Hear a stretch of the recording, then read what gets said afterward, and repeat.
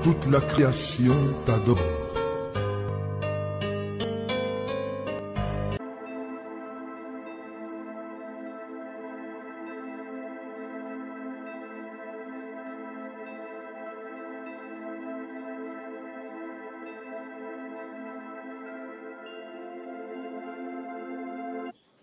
Jérémie chapitre 5, chapitre 6, il a donné chapitre 6 là, chapitre 5, n'est-ce pas? Regardez les passages qu'il a donné. Regardez les passages qu'il a donné là. Jérémie chapitre 1 à 5. Non, on va, oui, Jérémie 7 là. Et encore Jérémie quoi? Et encore Jérémie 5. Prenons Jérémie chapitre 6 là. 6, 16 oui. à 17. 16 oui. et 17. Oui, lisons ça.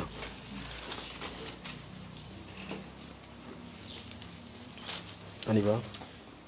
Jérémie 6, versets 16 et 17. Il est écrit: Ainsi parle l'Éternel, placez-vous sur les chemins, regardez et demandez quels sont les anciens sentiers, quelle est la bonne voie, marchez-y, et vous trouverez le repos de vos âmes.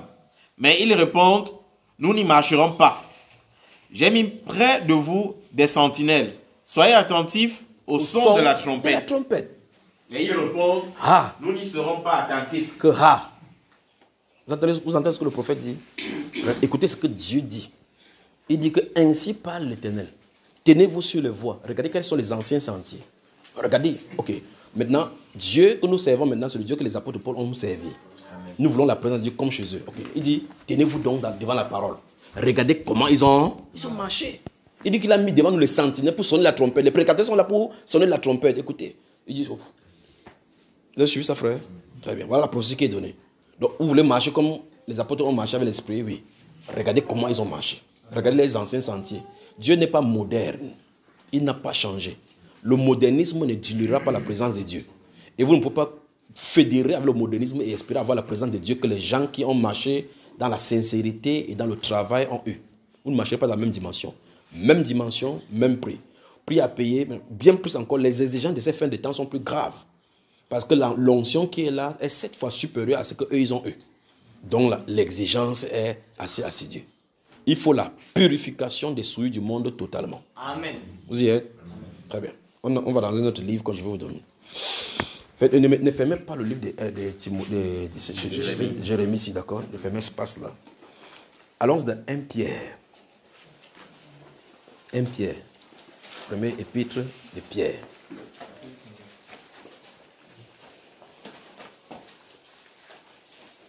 Et il est quelqu'un à trouver rapidement pour qu'on puisse lire. Que Dieu vous bénisse, que Dieu vous bénisse. Vous voyez que petit à petit, les obstacles sont de le quitter, non? Les obstacles sont de le quitter. Écoutez-moi bien, une fois de plus.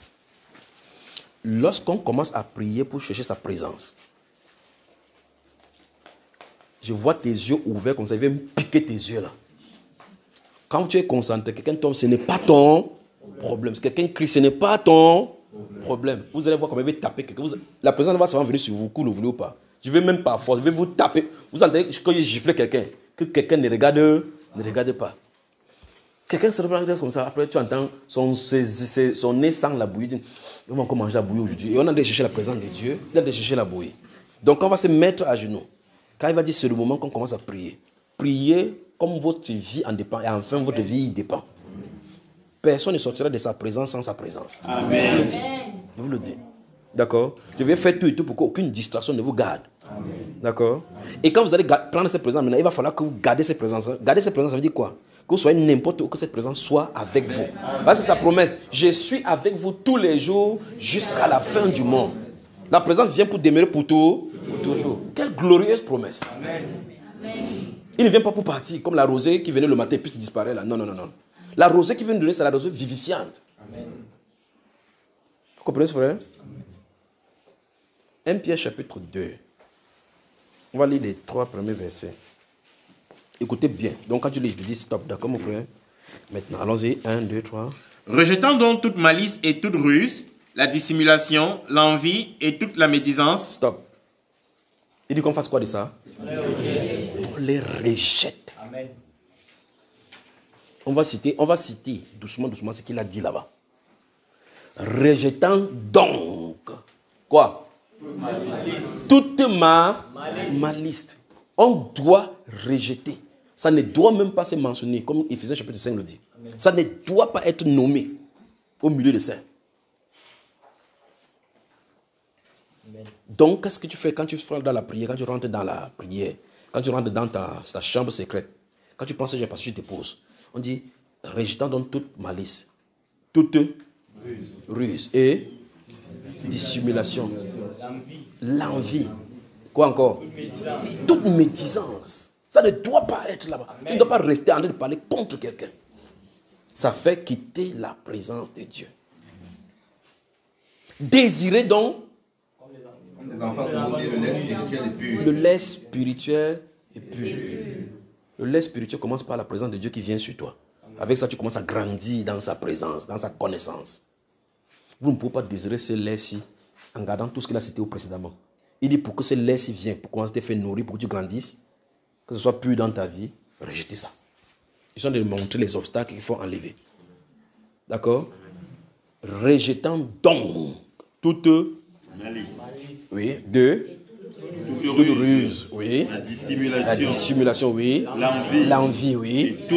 Et toute médisance. Voilà les choses contre lesquelles on ne dit pas qu'on prie pour demander pardon. On doit les rejeter. Rejetez ça. Ça veut dire que quand tu vas examiner ta vie, il faut que vous arriviez à un niveau donné où vous commencez du 1er janvier jusqu'au 31 janvier. Quand vous faites le bilan, vous voyez que vous n'avez jamais fait, il n'y a pas eu de malice tout au long de votre parcours. Il n'y a pas eu telle chose. Passez du temps dans la présence de Dieu, dans sa parole, en méditant. Vous n'avez pas fait. C'est à cause de l'oisiveté, justement, que le cœur est trimballé par-ci, par-là. Vous remarquez ce qu'il dit concernant les femmes, non? Il dit qu'elles apprennent tout ce qu'elles apprennent. Au lieu d'apprendre la Bible, elles apprennent d'aller de maison en maison. Apprenant à dire ce qu'il ne faut pas. Maman, tu as vu la sœur Marie à l'assemblée là? Chaque fois qu'on veut témoigner, c'est toujours qu'elle est devant. Qu'est-ce que Marie, l'assemblée, est venue faire chez toi? Pourquoi? Parce que c'est le temps dans le jeûne et la prière. Elle dirait ça. Pour quelqu'un dit que la femme, ta bouche là. Ouais, mettez le doigt sur la bouche des femmes. Ouais. Pointez les deux. Que votre bouche là. J'ai dit les femmes parce qu'on a dit dans la Bible que c'est elles qui apprennent. On n'a pas dit les hommes vont aller dire ce qu'il ne faut pas dire. C'est elles qu'on a dit. Il dit que beaucoup d'hommes ont déjà abandonné Christ pour servir qui? Pour servir Satan. La Bible déclare que les femmes chrétiennes servent Satan avec leur bouche. La médisance. Ouvrez Tite chapitre 2. On va voir que dans leur ministère, ça se trouve là-bas. Ouvrez. Si tu ouvres, tu lis. Même si ne devez pas ouvrir, il n'y a pas de problème. Okay.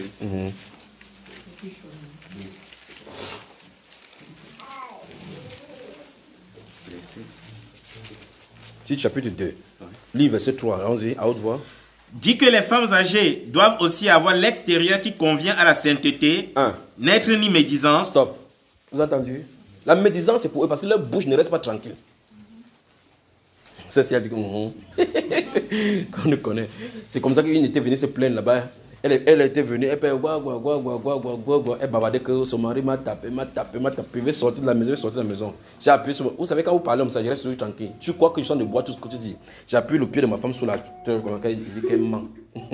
Elle bavardait, elle dit, mais elle ment. Elle est sérieuse, tu es sérieux, tu parles. Attends, son mari vient. Quand son mari est venu, il dit que dis encore ce que tu avais dit là.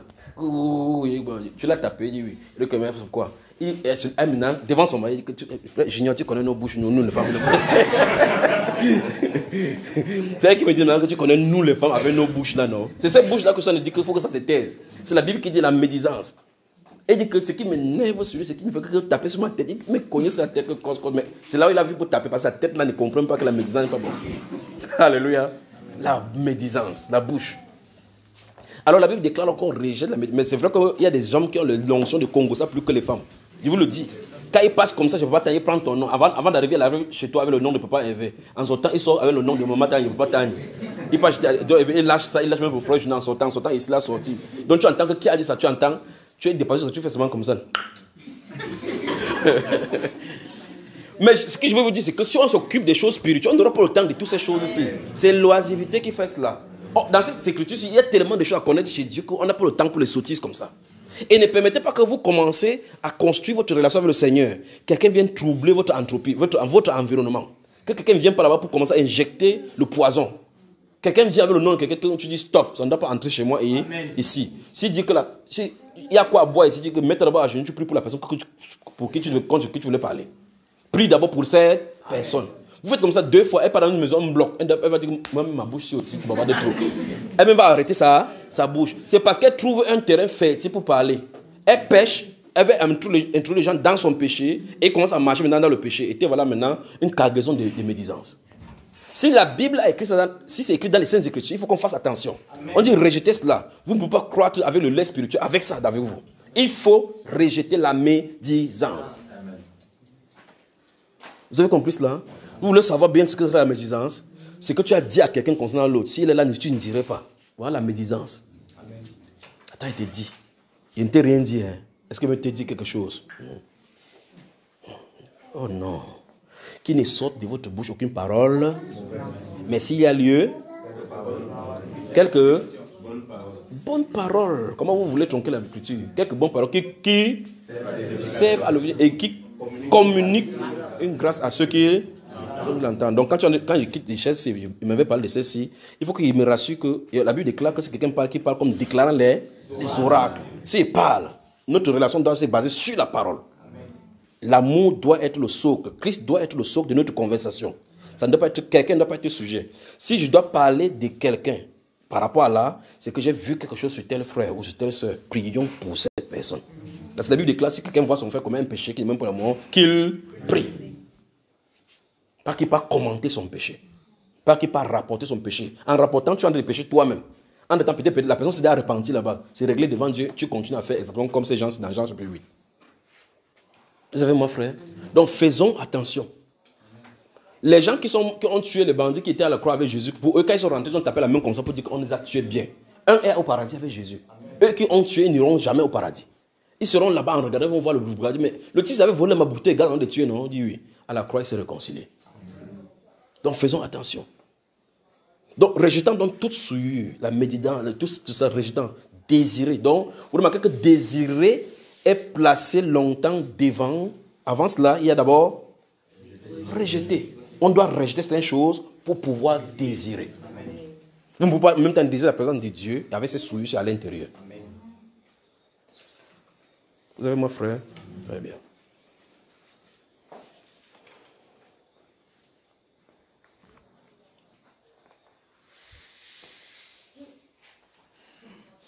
La repentance sincère.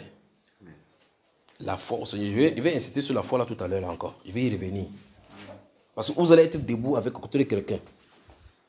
La personne à côté te dit que quand il priait, il y avait l'ange à côté de lui. Pendant qu'il a dit tout ce qui bavette par la suite, tu ne comprends pas seulement. Je dis, mais j'étais à côté de la personne là. L'ange est venu se tenir ici. Il a dit tout ça. Moi, j'étais ici. Pourquoi il n'a pas fait? Le contact qu'il a créé, tu n'as pas créé le contact. Créer le contact. La prochaine chose qui arrive sur le cœur, c'est que Dieu est injuste. Il sélectionne ses gens. Le murmure commence. Pourquoi? Parce que tu n'es pas resté au moment opportun jusqu'à saisir la foi qu'il faut pour le contacter. Quand vous êtes dans la présence du Seigneur et que vous entendez, c'est quand même curieux de cette génération-ci. Dès que vous voyez déjà une manifestation surnaturelle comme ça s'est passé, sachez qu'on n'a même pas besoin de vous annoncer qu'il est là. Vous savez qu'il est là. Et quand vous savez qu'il est là, il n'est pas question de focaliser maintenant sur ce qu'il est en train de faire. Focaliser, comme il est, qu'il a touché une personne, il doit me toucher. C'est comme ça que ça doit être à l'intérieur. Donc Seigneur, s'il y a quelqu'un ici, et remarquez tous ceux qui sont venus ici, Seigneur, s'il y a quelqu'un qui ça doit toucher, je ne rentre pas comme je suis venu, et ça l'a visité. En étant, vous voyez comme ça, quelqu'un comme ça, il ouvre les yeux, il regarde que le frère Junior, il faut que lui-même vienne vers moi. Donc c'est le frère Junior chez Jésus. Il a dit que Jésus est présent. Jésus est présent, tu viens de regarder un homme. L'homme n'a pas de pouvoir pour donner la présence de Dieu. La présence de Dieu est contactée par la foi après que les obstacles aient été ôtés. Sans la foi, il est impossible de lui être agréable. Car il faut que celui qui s'approche de Dieu croit que Dieu existe et qu'il est le rémunérateur de ceux qui le cherchent. Donc si vous le cherchez, de façon diligente, il viendra. Même pas ici. Si vous le cherchez en allant appliquer ce que sont dit là chez vous, fermez votre chambre seulement quand vous allez rentrer ce soir. Faites ce que je vais vous dire ce soir de faire. Restez juste à observer ce qui va se passer dans votre chambre. Vous viendrez ici demain avec le témoignage. Les gens croient peut-être que non, il faut que le frère Genève vienne ici, ce n'est pas moi. Je suis seulement là pour vous montrer, comme il a dit qu'il a placé les sentiers, pour qu'on sonne la trompette, pour qu'on marche sur les anciens sentiers. C'est ce qu'il a dit là-bas dans ce Jérémie, non? Les trompettes les sentinelles sont là pour dire, sonnez la trompette. Retournons à la foi originelle. Retournons à la foi originelle, comme les apôtres ont marché. Regardez, je vous ai donné Actes chapitre 1, verset 8 jusqu'au dernier, n'est-ce pas? Vous remarquez que le Seigneur Jésus-Christ dit là-bas, si vous regardez depuis le verset 1, verset 5 du chapitre 1 des Actes des Apôtres, la Bible déclare que les apôtres réunis ont demandé au Seigneur Jésus-Christ si c'est maintenant, si c'est à cette heure-ci qu'il va rétablir le royaume d'Israël. Il a dit, ce n'est pas à vous de connaître le temps, le moment que le Père a fixé de sa propre autorité. Mais vous recevrez une puissance. Le Saint-Esprit survenant sur vous. La version française, ça me dérange. Quand vous lisez la façon de dire dans la version française, on confond la puissance avec le Saint-Esprit. Ce n'est pas normal. D'accord? En anglais, c'est « You shall receive power after this Holy Spirit have come upon you ». Vous remarquez bien qu'en anglais, quand vous lisez en anglais, ça dit bien clairement, ça fait la différence entre le Saint-Esprit et la puissance. « But you shall receive power after the Holy Spirit has come upon you ». Mais vous lisez en français, il dit que vous recevez une puissance, le Saint-Esprit survenant sur vous. Normalement, ça devait être, vous recevrez une puissance quand le Saint-Esprit soit venu sur vous. Donc le Saint-Esprit vient et accorde la puissance. Donc le Saint-Esprit donne la puissance. Parce que le Saint-Esprit, c'est la puissance. Vous voyez ça, vous voyez le problème, n'est-ce pas? Voilà. Donc le Saint-Esprit n'est pas la puissance. Le Saint-Esprit, c'est un être qui est puissant. Donc il te donne l'habilité, la puissance de Dieu de fonctionner pour faire l'œuvre de Dieu. Donc quand vous priez, si vous dites, Seigneur, donne-moi la puissance du Saint-Esprit. Il ne peut pas te donner la puissance du Saint-Esprit sans le Saint-Esprit. Parce que vous comprenez. C'est le Saint-Esprit qu'il faut demander. Quand le Saint-Esprit est là maintenant, tu demandes le travail, les œuvres. Pour fonctionner dans cette œuvre-là, il faut que la puissance, sa puissance se met en branle. Que ça se met, que la locomotive prend. Souvenez-vous que les femmes qui étaient dans la chambre haute avaient le même Saint-Esprit que l'apôtre Pierre avait envoyé. Je connais, il a dit qu'ils ont reçu le même Saint-Esprit comme nous au commencement. Mais chacun a un office. Tu sais, l'office de prophète, le Saint-Esprit va fonctionner dans l'office de prophète pour cela. Pour ceux qui appellent le don de miracle, c'est le même Saint-Esprit qui agit là-bas comme il agissait sur Philippe, l'évangéliste. Vous comprenez ça, frère? Très bien. Donc, dans ce livre des Actes des Apôtres, remarquez bien maintenant. Verset 14 dit quoi de chapitre 1? Verset 14 dit, tous d'un commun accord persévéraient dans la prière. Stop. Soulignez. Tous d'un commun accord. Nous sommes dans le chapitre 1 des Actes des Apôtres. Vous avez noté ça, je vous ai donné Actes chapitre 8, chapitre 1, verset 8 jusqu'au dernier. Et je vous ai demandé de mettre ça en relation avec un passage, non? Somme 133, j'arrive là, et puis 1 Corinthiens chapitre 1, verset 10. C'est pas ce qu'il dit. Donc, je tente de vous amener dans ce volet-ci, dans le 1 Corinthiens, dans Actes chapitre 1, verset 14. Il dit tous d'un commun accord. Vous avez souligné commun accord. Commun accord, ça veut dire quoi? Ça veut dire dans l'unanimité. Encore quoi encore? La même pensée. Ou encore en accordance. En symbiose. Que Dieu te bénisse. En symbiose. Bon, maintenant, vous remarquez bien les choses qui sont requises pour le milieu quand on se rassemble. C'est pour cela que dès le départ, en amont, il faut d'abord enlever les choses sur le cœur.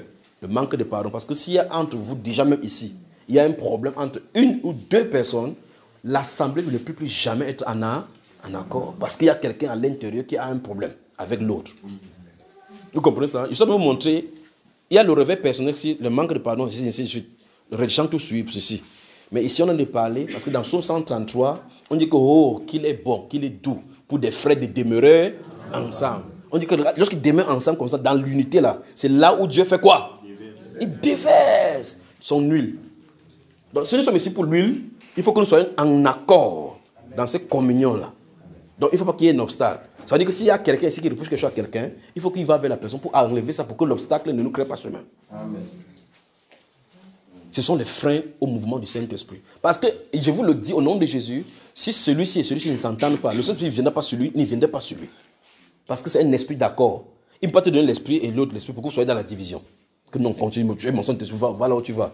Il met d'abord la réconciliation. Jésus fait d'abord la réconciliation avant de souder. Vous comprenez ça? Alors, dans ce 1 Corinthiens chapitre 1, verset 10, il dit, voici ce que je vous recommande à le Seigneur. Non, lisons cela. À 1 Corinthiens chapitre 1. C'est pour ça que je vous ai demandé de mettre les trois passages ensemble. Vous remarquez que dans Psaume chapitre 133, où on parle de lui qui coupe sur la tête d'Aaron. Vous savez qu'on en a parlé du Seigneur Jésus-Christ ici. Amen. Parce que c'est lui le souverain sacrificateur, ce qui lui sort pour couler. Oui, maintenant on a versé l'huile sur la tête d'Aaron pour le consacrer. On a dit que, remarquez comment l'huile a découlé sur sa barbe. Ça tombe sur son habit. Oh, son habit sacerdotal, c'est Israël qu'il porte sur lui. Parce que tout ça, c'est la représentation d'Israël.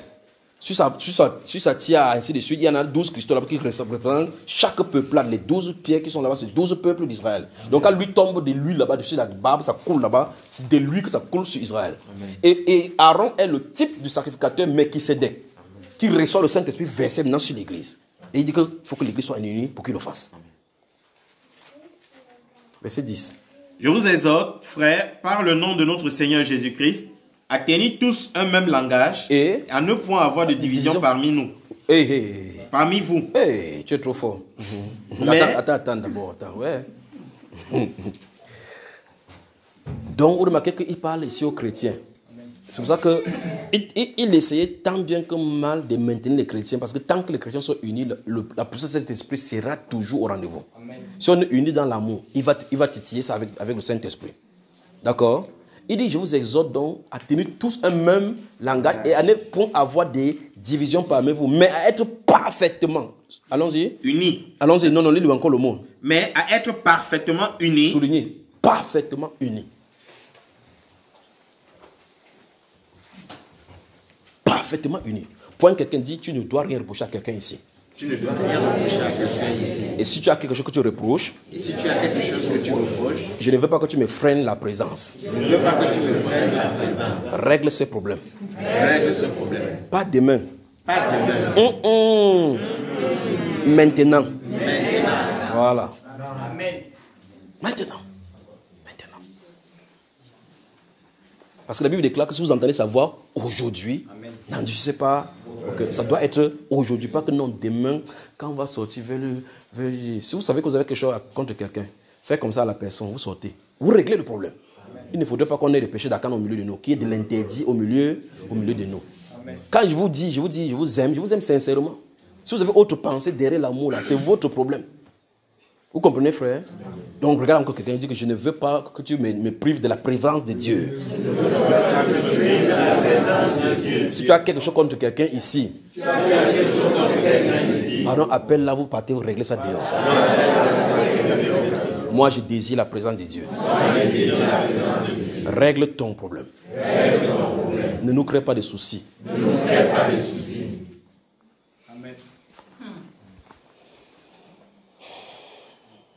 Je suis obligé de vous expliquer les obstacles, de vous présenter les obstacles pour que rien ne vienne faire obstacle devant le peuple de Dieu. D'accord? Donc il dit ici à être parfaitement unis. Parfaitement, pas unis. Remarquez bien qu'on parle de repentance sincère. Ici il parle de l'union parfaite. C'est terrible, c'est un challenge pour cette époque. Tenir tous un même langage. C'est-à-dire que tu prêches comme ça, quelqu'un dit que non, sa manière de prêcher, ça ne me plaît pas, je prends ceci, je laisse ceci. Vous ne pouvez pas tenir le même langage. Le Saint-Esprit venant va vous faire mettre un même langage. Amen. Parfaitement unis dans... Le même esprit. Encore même sentiment. Comment? Sentiment, esprit. Maintenant, vous vous souvenez maintenant de Actes chapitre 1, verset 14. Tous d'un commun accord persévéraient dans la prière. Amen. La suite, c'était que à un moment donné, quand ils étaient assis, un vent impétueux entrait en scène. Vous voulez ça, frère? Amen. Vous voulez le vent impétueux? Amen. Vous voulez que le vent souffle? Amen. Vous voulez qu'il souffle? Amen. Point quelqu'un dit, enlève tout obstacle. Soyons parfaitement unis. En harmonie avec nous, les uns les autres, bien plus, étant parfaitement réconciliés avec notre Seigneur Jésus. Très bien, c'est ça. C'est simple. Si la condition c'est oui, mon cher, tu as quelque chose contre moi. En fait, quand j'étais en train de prier, le Saint-Esprit m'a révélé que j'ai un numéro contre le compte que je vous demande pardon. Amen. Demande pardon là. Vous voulez lui pardonner? Amen. Alors je te pardonne. Il dit qu'il nous demande pardon. Tu lui demandes pardon, n'est-ce pas? Est-ce qu'il a besoin d'être révélé que tu as murmuré? Tu as murmuré ou tu n'as pas murmuré? Je ne sais pas, mais le premier qui m'a dit ça, il m'a dit de le faire. Oui, mais est-ce que quand il a dit ça, il a menti? Donc dis que j'ai murmuré alors. J'ai murmuré. Ne passe pas sous couvert. Vous savez, il y a une façon aussi de demander pardon. Il faut qu'on corrige cela. Amen. Vous imaginez que je dis que telle personne, j'ai fait quelque chose contre Eric, et puis je dis, frère Eric, si je t'ai fait quelque chose, pardonne-moi. Ce n'est pas de ça dont tu parles dans les Saintes Écritures. Comment vous allez vers quelqu'un pour demander pardon, dire que si je t'ai fait quelque chose, si tu as fait, okay, quand tu dis ça, il te reste tranquille. C'est toi avec ta conscience. Tu as fait ou tu n'as pas fait. Hein? Attends, quand tu fais un acte, tu as fait, non? Amen. Tu appelles quelqu'un, frère, ma soeur, bonjour, tu vois. Pardon, je voulais te voir que si tu me reproches quelque chose, comment ta conscience te dérange? C'est toi qui appelles. Tu as la conscience qui te dérange. Si tu as quelque chose, dis, ma soeur, je voulais qu'on parle parce que quelque chose me dérange. Amen. Je ne suis pas en paix avec toi. Je me qu'on m'explique. Je t'explique. La dernière fois que tu m'as mal répondu, ça m'a frustré. Lève-toi, ma soeur. Dépose la Bible. Je suis en train de parler de ces choses maintenant et puis ça va toi? Tu es en paix? Pas du tout. Applaudissons pour le Seigneur. Il faut qu'on fasse attention. Il y a quoi? Il y a eu quoi? Il y a la sœur. Prends-la, vous sortez. Amen. Applaudissons pour le Seigneur.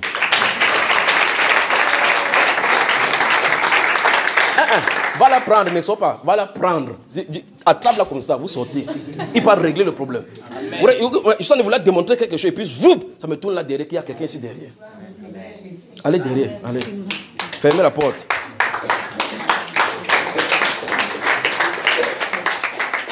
Ça s'est passé, on était là. Qui peut régler leur... Voici les gens qui peuvent nous créer le problème sur les absences ici, sur la présence du Saint-Esprit ici. On va commencer à prier comme ça. Ça ne marchera pas à cause il y a des gens comme ça là. Il faut toujours que le Saint-Esprit vienne révéler. Donc je t'entends de dire ici que si tu as fait quelque chose contre quelqu'un, dis j'ai fait telle chose. Et sur ça, je te demande pardon. Vous comprenez? Amen. Ne dites jamais que si j'ai fait quelque chose, pardonne-moi. Il dit ok, moi aussi, je te pardonne si tu as fait quelque chose.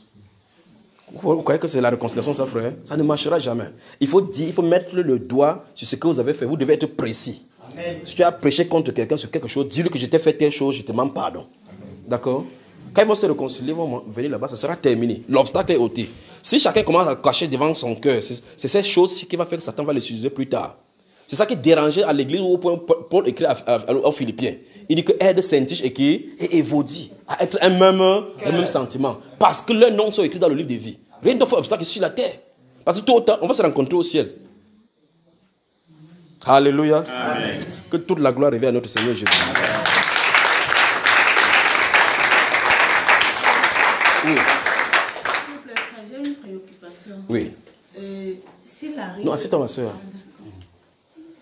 S'il arrive que quelqu'un vous offense et que vous lui pardonnez, oui, et que la personne ne reconnaisse pas, son tort, sa position. Non, ton problème c'est que tu as le devoir de lui pardonner. Tu pardonnes, c'est son problème. Le jour que tu vas lui donner la réconciliation ou bien la connaissance, il va révéler cela. Donc toi, tu ne dois pas garder la personne dans le cœur. Quand tu pardonnes, la personne ne veut pas de refus de pardon. Il y a des gens que, quand tu dis asseyons-nous pour parler, tu dis je ne veux même pas en parler. Quand tu fais des choses, il y a la voie des recours, comment faire. Quand ça ne va pas, tu peux chercher quelqu'un qui est proche. Tu ne restes pas encore comme ça. Il y a le processus. Si c'est quelqu'un au milieu chrétien, ils peuvent facilement comprendre cela. Si la personne n'est pas au milieu chrétien, tu prends quelqu'un qui est proche entre vous. Tu dis que voici telle chose, telle personne va faire telle chose. Et la Bible dit heureux ceux qui procurent la paix, quand ils seront appelés fils de Dieu. D'accord? Il n'a pas dit heureux le chrétien qui procure la paix, il dit heureux celui qui a... Voilà. Donc tu prends quelqu'un qui est proche de vous, que allons réconcilier. On parle de la réconciliation, tu fais ça. Règle ton problème en tant que chrétien. Vous devrez toujours chercher la paix en tant que chrétien. Vous avez compris? Oui, mon frère. Toi aussi? Viens. Tu as quelque chose contre qui? Non, je n'ai pas quelque chose contre quelqu'un, mais c'est quelque chose que j'ai sur le cœur depuis dimanche. Oui, viens alors. Que le Seigneur soit glorifié, je vous le dis. Bon, en fait, je ne peux même pas venir ici aujourd'hui. C'est Dieu qui a organisé ma journée pour que je sois là aujourd'hui. Parce que depuis le matin, tous mes rendez-vous ont été annulés. Toutes les personnes que je devais voir, on ne s'est pas vu. On a remis. Je suis arrivé. Il ne sait même pas qu'il était là-bas. Il est au quelque part caché là-bas. Mais le Saint-Esprit parle. Attends, ouais. Ça fait le cri. Oui, dis-nous. En route, mon épouse m'a appelé. Il y a un incident grave. Je suis parti résoudre ce problème avant de revenir ici. Et même si je suis en retard, mieux j'arrive quand même. J'avais quand même laissé la commission à Papa Tane et à Christ Victoire. Ça me dérangeait depuis dimanche. Oui. Dimanche, je suis arrivé ici. J'étais avec mon épouse et ma nièce. Oui. On était assis là. Papa Sou était assis là. La chaise de Papa Sou s'est cassée. Oui. Papa a poussé sa chaise, il s'est assis au sol. Au sol, oui, je me souviens. Oui, bon, depuis dimanche, on est parti. Même quand je rentrais, je n'étais pas tranquille. Il y a même William qui m'a appelé le soir pour savoir si on est bien arrivé. Comment après que la chaise s'est cassée?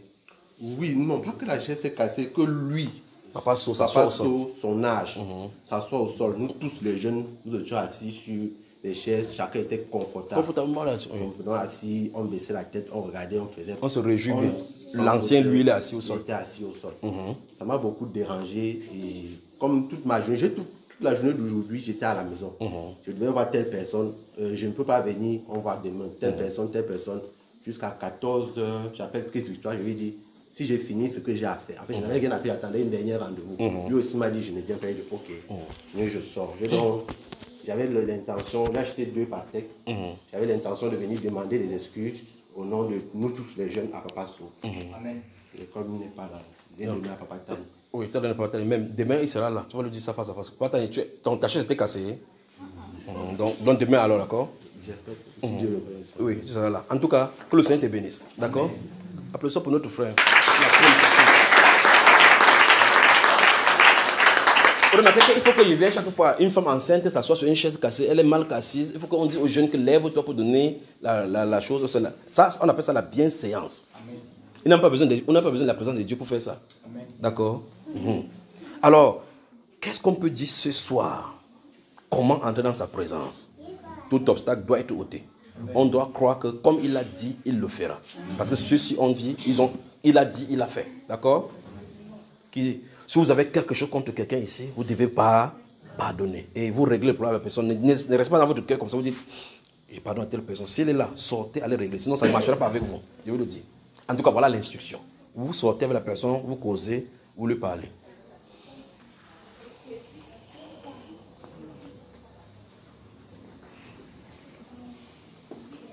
Tout ce que nous sommes de faire là, c'est pour éviter les morts éventuels en milieu chrétien. Parce que Dieu va tuer les gens. Si vous tuez, on arrange les bananiers là-bas, on met d'abord à côté, on continue à adorer et on sort avant de contacter vos familles. Ça ne va pas, il y a assez de place ici dehors. On enterre chez le frère de l'ancien là-bas. Il n'y a pas de jeunes gens ici qui sont au sol là. Ils creusent là comme ça. On informe votre famille. L'autorité qui est devenue sur la terre, mais les préfets n'auront pas l'autorité là. Pour dire qu'il faut demander pour enterrer. Ils s'amusent, on dit, monsieur le préfet, vous allez partir là-bas. Il dit que non, enterrer. Je vous le dis. Je vous le dis. Parce que la puissance de Dieu, quand il se met en branle, aucune autorité ne peut se dresser contre elle. Aucune puissance, aucune autorité. Donc faisons tout et tout. Vous vous souvenez quand Abinadab, comment il s'appelle, Abioud, ont apporté les flammes de feu étrangers là-bas au milieu de... Quand il a fait un peu, boum. Moïse a dit à ton père que ne tente pas de pleurer parce qu'on va te frapper. Si tu pleures, tu vas mourir. C'est ce que Dieu voulait dire par je serai sanctifié devant les yeux. Donc tu tentes. La chose sacrée, c'est terrible. Donc la réconciliation de nos cœurs entre nous pour pouvoir être en harmonie est absolument une condition nécessaire pour progresser dans sa présence. Amen. Vous avez moi? Amen. Vous me suivez? Allez dehors, réglez votre cas. Tout simplement. Sortez pas comme ça devant, on vous voit, vous tous. Allez leur vous parler. Vous riez, vous ferez mieux de sonder vos cœurs, je vous le dis. Amen. Sondez. Amen. Alors, prends-la, vous partez. Applaudissons pour le Seigneur. Sortez, allez,